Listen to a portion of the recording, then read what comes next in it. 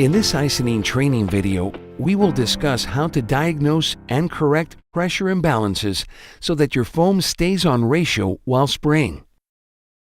When starting your machine, your A and B pressure gauges should come within 200 psi of each other during pressurization and should remain balanced while spraying to ensure that the A and B materials are being mixed at a 1-to-1 ratio. If your foam goes off ratio, you will need to determine which material is missing in the foam, and therefore which material is at fault. If your foam is iso-rich, then you are missing resin. The resulting foam may be crusty and brittle with a coarse cell structure exhibiting signs of shrinkage. Likewise, if your foam is resin-rich, then you are missing iso. The resulting foam may be soft and sticky, slow to cure, and exhibit signs of shrinkage. Next, we will determine whether we have a starvation or restriction issue by checking the pressure gauge of the fault material. For example, if your foam is iso-rich and you are missing resin, a low resin gauge will indicate a resin starvation, while a high resin gauge will indicate a resin restriction. Likewise, if your foam is resin-rich, then you are missing iso.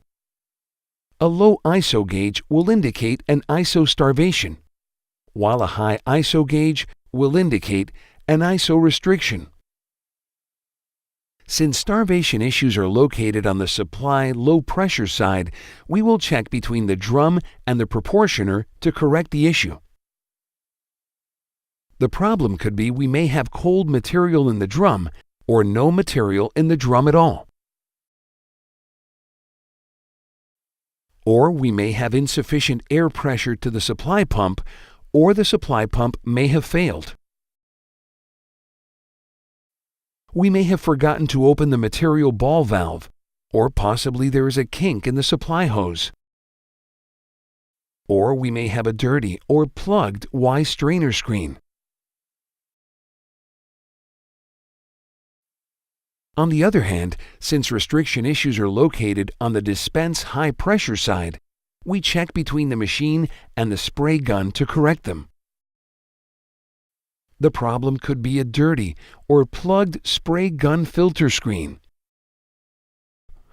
or a dirty or seized spray gun check valve. We may have buildup in the impingement port of the chamber or in the side seals.